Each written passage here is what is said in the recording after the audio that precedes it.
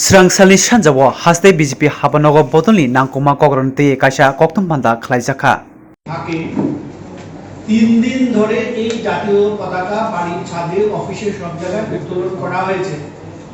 দেশের একতা অখণ্ডতা এবং দেশমাতৃকার প্রতি ভারতবাসী যে শ্রদ্ধা ভক্তি এবং বিশ্বাস যেটা আছে সেটা আমরা বুঝতে পেরেছি যে তিরঙ্গা পতাকার চাহিদা এত বেড়ে গেছিল যে সবগুলো আমরা সাপ্লাইও করতে পারিনি এবং যে জিনিসটা হিসাব করে দেখা গেছে প্রায় এটার উপর ভিত্তি করে 500 কোটি টাকা বিনিয়োগ হয়েছে এবং আমাদের রাজ্যে যারা স্বসহায়ক দল আছে তারা সেই পতাকাগুলো বানিয়েছে এবং তাদের কয়েকজনের সাথে আমার কথা হয়েছে। ওরা বলেছে যে কোভিডের সময় ওদের যে জীবিকার উপরে যে চাপ পড়েছিল, যে ক্ষতি হয়েছে, বলছে এই তিরঙ্গা পতাকা বানিয়ে এবং বিক্রি করে তারা তাদের দ্বিগুণ লাভ করেছে এবং অনেকটা যে পরিশ্রম তাদের বিফলে গেছে সব করতে পারেনি সেটা তারা লাভবান হয়েছে। তো সুতরাং আমরা যদি প্রাথমিকভাবে তিরঙ্গা পতাকা উত্তোলন যদি দেখি, কিন্তু এই যে একটা প্রক্রিয়া তৈরি হবে, এতগুলো মানুষ কাজ পাবে, 500 কোটি টাকার একটা ব্যবসা হবে এবং পাশাপাশি যে মানুষ এত আনন্দ যেগুলো করেছে তার জন্য মুখ্যমন্ত্রী আমাদের রাজ্যবাসী এবং সবাইকে ধন্যবাদ জানিয়েছেন এবং তারপরে উনি ওনার যে বক্তব্য রেখেছেন, আমার কাছে এই কাগজগুলো আছে যা হয়েছে। আমি তো আপনাদের সবটা পড়ে শোনাতে পারবো না, আপনাদের আপত্তি থাকলে যদি না করে তাহলে আমি পুরোটাও পড়তে পারি, কিন্তু অনেকটা সময় লাগবে। কিন্তু পাশাপাশি যেটা হয়েছে যে কিছু সেলিয়েন্ট পয়েন্ট আমি আপনাদের নজরে নিয়ে আসছি। মুখ্যমন্ত্রী যে কথাগুলো বলেছেন এবং আজকে আমাদের পত্রপত্রিকায় যেগুলো আছে সেটা খুব কমই এসেছে। ওনার পুরো বক্তব্যটা এখানের মধ্যে আছে, অনেকগুলো বিন্দু আছে, কিন্তু মোট এখানে যেগুলো আছে আমি তুলেছি আপনাদের যে রিপোর্টিং সেখান থেকে যেগুলো উঠে এসেছে। পাশাপাশি আমি এখান থেকে বাকি যেটু সেলিয়েন্ট আছে সেগুলো আমি কিছু বলবো।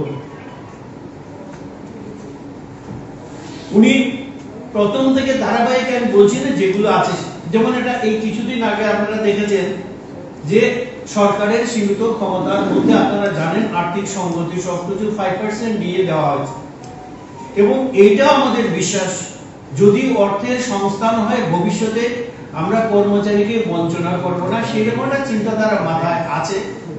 কিভাবে কবে এটা এই মুহূর্তে বলা সম্ভব নয়। বিভিন্ন দপ্তরে যে শূন্য পদের যে হিসাব নিকাশ করা হয়েছে এবং সেই শূন্য পদগুলো পূরণ করার প্রয়াস নেওয়া হবে।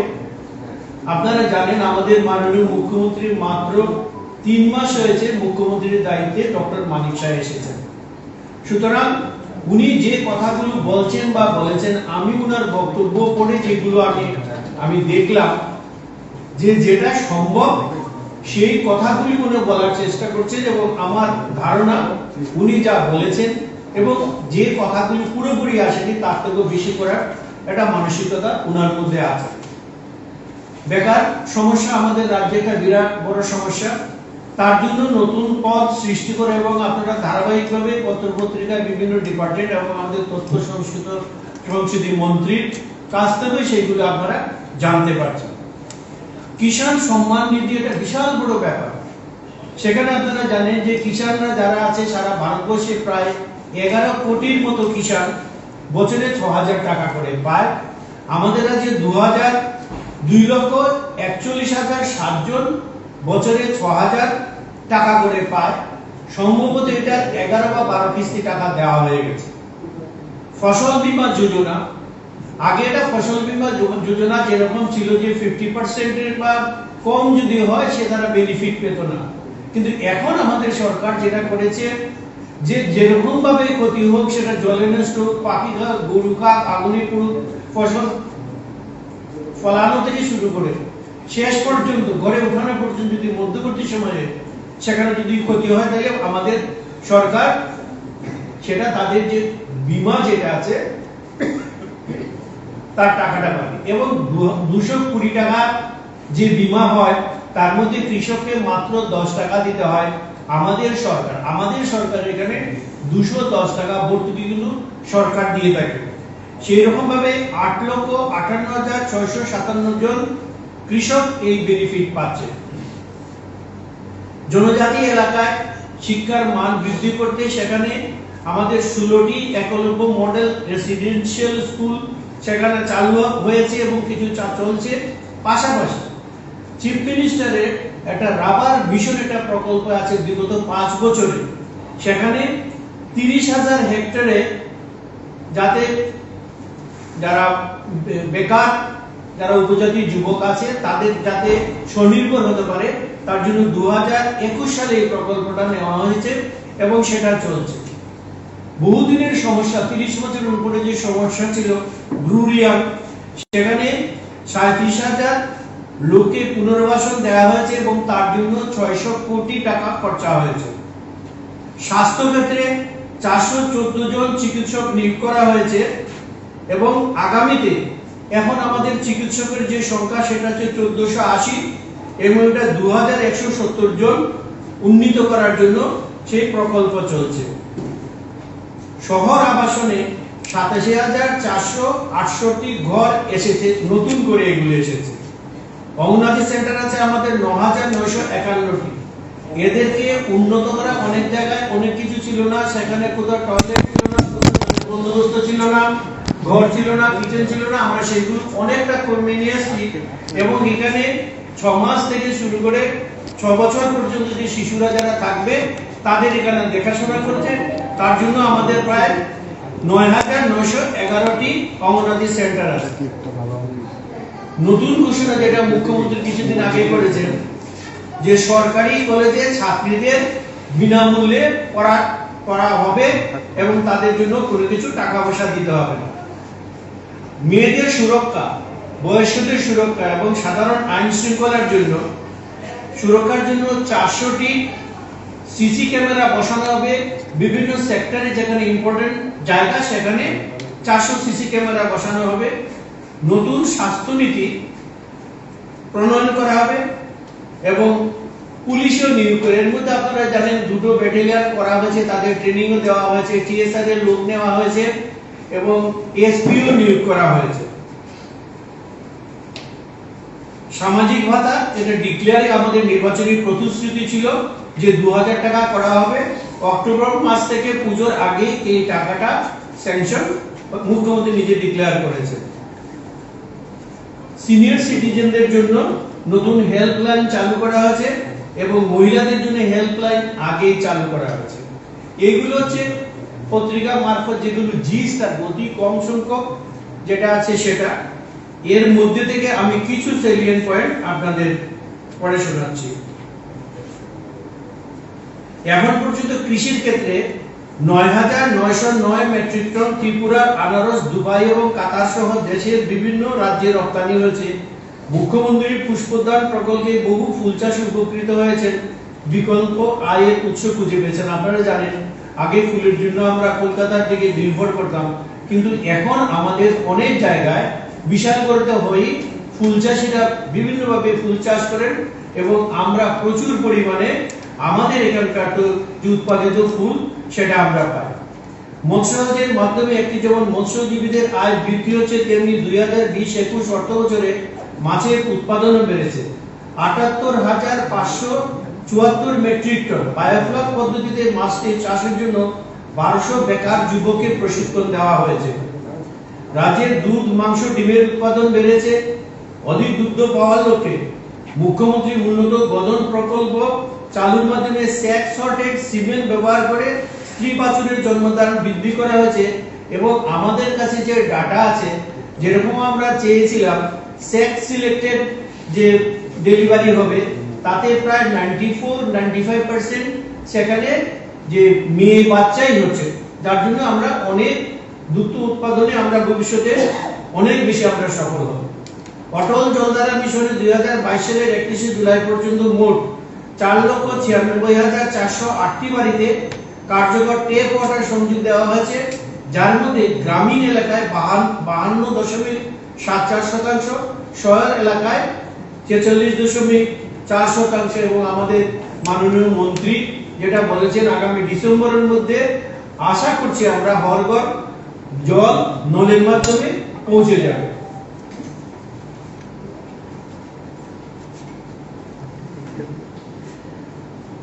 আখাউড়া রেল স্টেশনের যে সংযোগে ভারতীয় অংশে নির্মাণ কাজ প্রায় শেষের পথে। এটা আশা করা যাচ্ছে যে ভারতীয় অংশের রেল সংযোগ 2023 সালের জুনের মধ্যে শেষ হয়ে যাবে। রাজ্যে ব্যবসা বাণিজ্য স্থাপনের প্রক্রিয়া সহজতর করার লক্ষ্যে ত্রিপুরা ইন্ডাস্ট্রিজ ফ্যাসিলিটেশন অ্যাক্ট 2018 রাজ্য সরকার চালু করেছে। এর ফলে ব্যবসা করার ক্ষেত্রে বিধিসম্মত প্রক্রিয়া যেমন লাইসেন্স পাওয়া, পরিদর্শন, পর্যবেক্ষণ, যেটা সিঙ্গল উইন্ডো, যেটা বিজনেসের ইজ অফ ডুইং বিজনেসের ক্ষেত্রে যেটা করা হচ্ছে। আগে রেড টেবিল জোন আমরা বারবার বলতাম এবং রেড টেবিল জোন থেকে মুক্তি পাওয়ার জন্য সিঙ্গল উইন্ডো বিজনেস, এবং এখন অনেক যারা ব্যবসা করতে আসেন তারা সহজে লাইসেন্স পান এবং এটা অনেক সহজ, এবং আগামী দিনে আরো বেশি সহজ কিভাবে করা যায় তার চেষ্টা করা হবে। এটা আপনারা জানেন যে সাবরুমে স্পেশাল ইকোনমিক জোন স্থাপনের নতুন উদ্যোগের সূচনা করেছে। রেশম চাষের লক্ষ্যে পশ্চিম জেলার খামারবাড়িতে একটি স্টেট অফ আর্ট রেশম প্রশিক্ষণ ইনস্টিটিউট স্থাপন করা হয়েছে। এর জন্য পর্যটনের কেন্দ্রীয় সরকার প্রসাদ প্রকল্পের অধীনে মাতা ত্রিপুরাসুন্দরী মন্দিরের উন্নয়নের কাজ চলছে, সেটা আপনারা জানেন। সপ্তাহে আমাদের এই সরকার কোভিডের সময় অতিমারী পরিস্থিতিকে মোকাবেলা করতে রাজ্যের স্বাস্থ্য পরীক্ষা কাঠামোগত সুবিধা প্রায় 4 গুণ বৃদ্ধি করেছে।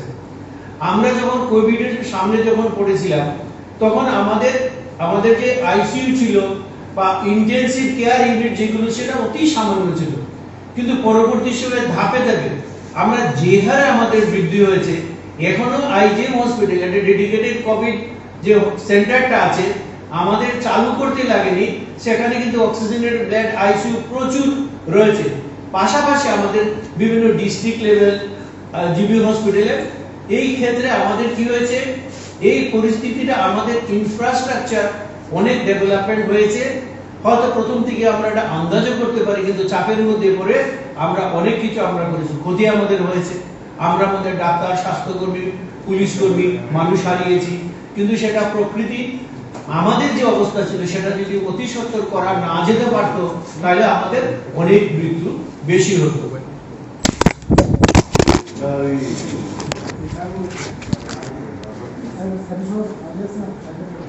আরেকটা জিনিস যেটা আমাদের রাজ্যে চাই, আমরা যে ফরেনসিক ডিটেকশনের জন্য অনেক সময় বাইরে পাঠাতে হয়, সেই জন্য আগরতলা বুদ্ধ মন্দির সংলগ্ন national forensic science university campus সেন্টারে 20-21 শিক্ষাবর্ষে, আমি দেখে এসেছি এটা, শিক্ষাবর্ষ থেকে শুরু হয়েছে 2021-22 অর্থবর্ষে রাজ্যে জাতীয় আইন বিশ্ববিদ্যালয় স্থাপন করা হয়েছে।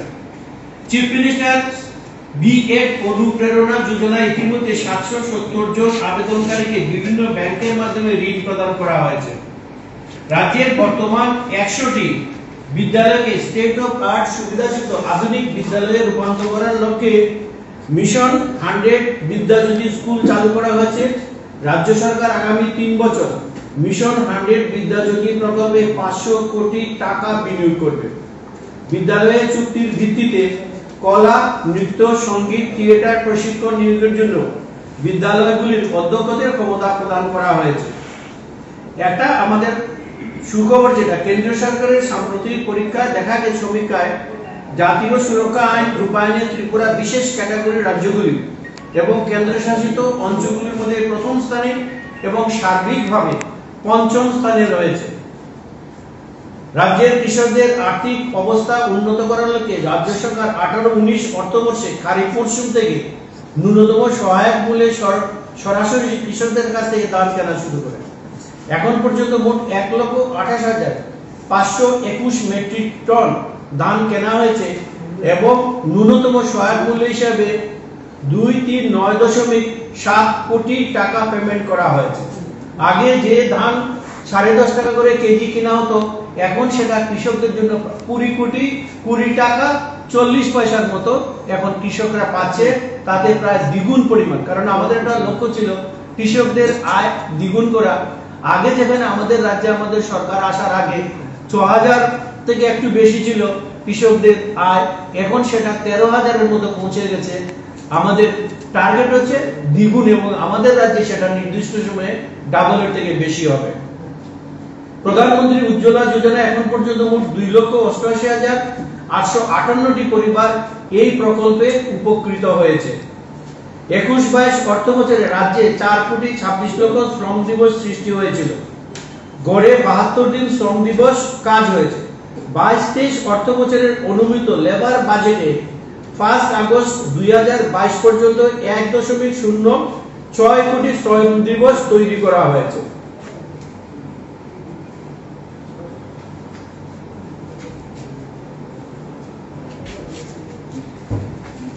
ইদানিং নতুন যে জিনিসটা আছে, জল সংরক্ষণ এবং পরিবেশ রক্ষার লক্ষ্যে আজাদী কা অমৃত মহোৎসব উদযাপনের অঙ্গ হিসেবে মাননীয় প্রধানমন্ত্রী কর্তৃক চালু মিশন অমৃত সরোবর প্রকল্পের মূল উদ্দেশ্য হচ্ছে দেশের প্রতিটি জেলায় 1 একর আয়তন বিশিষ্ট এমন 75টি জলাশয়ের উন্নয়ন এবং পুনর্জীবীকরণ, 858টি অমৃত সরোবর স্থান চিহ্নিত করা সহ 951 একর পুকুর এলাকা অমৃত সরোবর পোর্টালে আপলোড করা হয়েছে।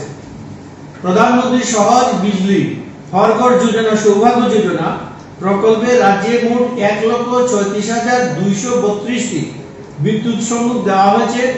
এর মধ্যে 3,601টি সৌর বিদ্যুৎ সংযোগ আর্থিকভাবে দুর্বল অংশের লোকেদের জন্য বিনামূল্যে দেওয়া হয়েছে। রাজ্যের 6টি জাতীয় সড়কের মধ্যে দৈর্ঘ্য 888.1 কিলোমিটার, 229.25 কিলোমিটার দীর্ঘ 4টি জাতীয় সড়কের নীতিগত ঘোষণা করা হয়েছে। এর মধ্যে 2022 সালের জুলাই মাস পর্যন্ত প্রায় 247 কিলোমিটার সড়ক পেভ শোল্ডার সহ ডাবল লেনে রূপান্তরিত করা হয়েছে। রাজ্যে মোট 2,55,241 হেক্টর চাষযোগ্য জমির মধ্যে 1,18,816 হেক্টর জমিকে সেচের আওতায় আনা হয়েছে। তথ্য প্রযুক্তির ক্ষেত্রে হাই স্পিড ইন্টারনেট পরিষেবা প্রদানের লক্ষ্যে সরকার সারা রাজ্যে পরিকাঠামো তৈরি করেছে। গ্রাম পঞ্চায়েত ভিলেজ কমিটি স্তরে হাই স্পিড ইন্টারনেট পরিষেবা দিতে 725টি গ্রাম পঞ্চায়েত ও ভিলেজ কমিটিকে ভারত নেটের অধীনে আনা হয়েছে। তফসিলি জাতি সম্প্রদায়ের ছাত্রছাত্রীদের জন্য রাজ্য সরকারের পক্ষ থেকে 2018-19 থেকে 22-23 অর্থবছর জুলাই 2022 পর্যন্ত সময়ে মোট 67,557 জন ছাত্রী ও ছাত্রীকে পোস্ট ম্যাট্রিক স্কলারশিপ দেওয়া হয়েছে।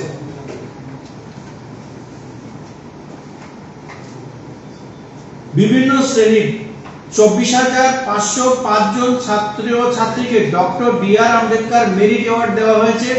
স্পেশাল অ্যাসিস্ট্যান্ট টু এসসি সাবপ্ল্যানের আওতায় মৎস্য চাষ, পশুপালন ও সংশ্লিষ্ট ক্ষেত্রে 37,285টি এসসি পরিবারকে সহায়তা দেওয়া হয়েছে। সংখ্যালঘু এবং অন্যান্য পশ্চাৎপদ জনগোষ্ঠীর উন্নয়নে রাজ্য সরকার প্রয়াস অব্যাহত রয়েছে। খেলাধুলার উন্নয়নে সরকার বিভিন্ন কর্মসূচি উদ্যোগ গ্রহণ করেছে। এর ফলে আমাদের সাফল্য এসেছে। যুব বিষয়ক এবং ক্রীড়া দপ্তর রাজ্যে 2006টি কোচিং সেন্টার চালু করেছে এবং সেখানে 611 জন ফিজিক্যাল ইনস্ট্রাক্টর যুক্ত করেছে। এরই মধ্যে আপনারা দেখেছেন আমাদের রাজ্যের ছেলে মেয়েদের সাফল্য। গুয়াহাটিতে অনুষ্ঠিত খেলো ইন্ডিয়া ইউথ গেমসে 2021 তৃতীয়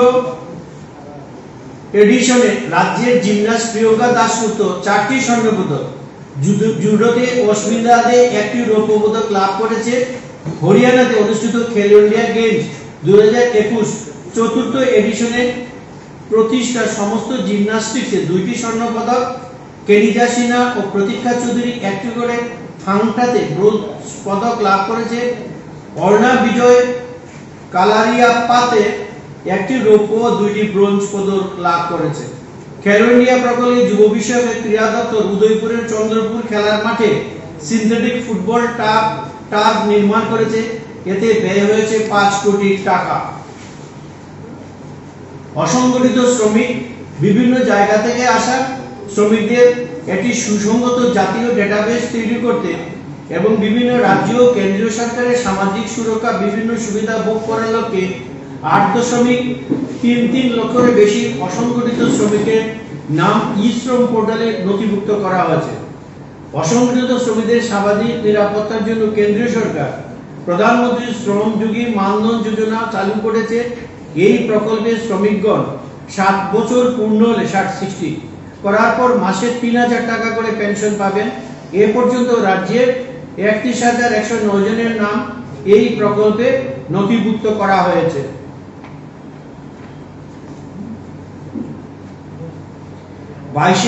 2022 সালের জানুয়ারি থেকে 31 জুলাই 2022 পর্যন্ত ত্রিপুরা পুলিশ 41,767.72 কেজি শুকনো গাঁজা, 92,401টি কফ সিরাপের বোতল, 88,741টি ট্যাবলেট এবং 9,728.23 গ্রাম হেরোইন আটক করেছে। এই সময় গাড়ি, মোটরসাইকেল বাজেয়াপ্ত করা হয়েছে 138টি। সব মিলিয়ে 19,28,575 টাকা বাজেয়াপ্ত করা হয়েছে। টিএসআর এর দুটি নতুন আইআর ব্যাটালিয়ন 6 মে 2022 থেকে প্রশিক্ষণ শুরু করেছে। রাজ্য সরকার রাজ্যের উন্নয়নে বহুমুখী পদক্ষেপ গ্রহণ করেছে। আগামী 2 ধারা অব্যাহত থাকবে। আজকের এই মহতি দিনে আমি অত্যন্ত আনন্দের সঙ্গে ঘোষণা দিতে চাই, রাজ্যে নতুন স্বাস্থ্যনীতি প্রণয়ন করা হবে এবং রাজ্যে একটি নতুন ডেন্টাল কলেজ স্থাপন করা হবে। চিকিৎসকদের কর্মচারীদের সুবিধার জন্য চিকিৎসা সুবিধার জন্য ত্রিপুরা গভর্নমেন্ট হেলথ স্কিম চালু করা হবে। সেখানে সমস্ত স্তরের কর্মচারীগণ এর সুবিধা পাবেন। আগামী অক্টোবর মাস থেকে সামাজিক ভাতার পরিমাণ 2000 টাকা করা হবে। আইটি ভিত্তিক টেলি এডুকেশনের জন্য জনজাতি সম্প্রদায়ের ছাত্রীনিবাসে 1000 জন নবম ও দশম শ্রেণীর ছাত্রীদের প্রত্যেকে একটি করে ট্যাব দেওয়া হবে। ব্রু শরণার্থীদের কথা আমি আগেই বলেছি। উত্তর এবং ধলাই জেলায় বেবিকর্ন চাষের জন্য বিশেষ মেশিন দেওয়া হবে। কুমারঘাট ও ঊনকোটি জেলায় যেসব জায়গায় আনারস চাষ করা হয় সেখানে ফল প্রক্রিয়াকরণের জন্য গুদামজাত করার বিশেষ প্রকল্প গ্রহণ করা হবে। আগরতলা কুমারটিলা স্থিত পুরাতন ডায়েট ভবনে 2022-23 শিক্ষাবর্ষ থেকে ইংরেজি মাধ্যমে কলেজ শুরু হবে। ড্রোন প্রযুক্তিতে শিক্ষার্থীদের প্রশিক্ষণ দেওয়ার লক্ষ্যে 2022 সালের সেপ্টেম্বরের মধ্যে নরসিংগড় স্থিত ত্রিপুরা ইনস্টিটিউট অফ টেকনোলজিতে একটি ড্রোন কেন্দ্র স্থাপন করা হবে। রাজ্য সরকার নতুন সেচ নীতি গ্রহণ করেছে। গ্রাম পঞ্চায়েত ভিলেজ কমিটি বসতিগুলোকে সিএসসির সুবিধা দিতে 27টি মোবাইল সিএসসি চালু করা হবে। 50টি ফায়ার সার্ভিস স্টেশনে কম্পিউটারাইজ ব্যবস্থা চালু করা হবে। সীমান্ত এলাকায় গ্রামীণ অনুষ্ঠানের মাধ্যমে 75টি সীমান্ত গ্রাম ক্রান্তি ব্যুরোকে নাম করা হবে। সাংবাদিকদের জন্য স্বাস্থ্য বীমার নতুন স্কিম চালু করা হবে। জনগণের এবার আমি মুখ্যমন্ত্রী লাস্ট যে প্যারাগ্রাফ জনগণ সেটা আমি করে দিলে আমার এটা পড়া শেষ হবে। জনগণের সর্বাত্মক অংশগ্রহণের মধ্যে দিয়ে উন্নয়নের সার্বিক সফলতা সম্ভব। রাজ্যের জনগণ আজ উন্নয়নের কর্মযজ্ঞে অংশীদার। সকলের সুচিন্তিত পরামর্শ এবং সহযোগিতাই সরকারের আগামী দিনের এগিয়ে চলার দিশা। আমার দৃঢ় বিশ্বাস, মাতা ত্রিপুরা সুন্দরীর আশীর্বাদে আমরা রাজ্যকে দেশের সামনে উচ্চ আসনে প্রতিষ্ঠিত করতে পারব। ৭৬তম স্বাধীনতা দিবসে এটাই আমাদের সকলের অঙ্গীকার। সবার সুস্থতা, সুন্দর জীবন প্রত্যাশা করছি। ধন্যবাদ বানান্তে মাননীয় মুখ্যমন্ত্রী। এইবার আমি এগুলো বললাম, আমার পাশে আছেন রবীন্দ্র ভট্টাচার্য আছেন। যদি আপনাদের কোনো প্রশ্ন থাকে উনি উত্তর দিবেন। আমার যেটা দরকার লাগে সেটা বলবো, বা উনি যদি আর নতুন কিছু অ্যাড করতে পারেন আমি ওনাকে অনুরোধ করব যে উনি আপনাদের সাথে এই মুহূর্তে কথা বলবেন।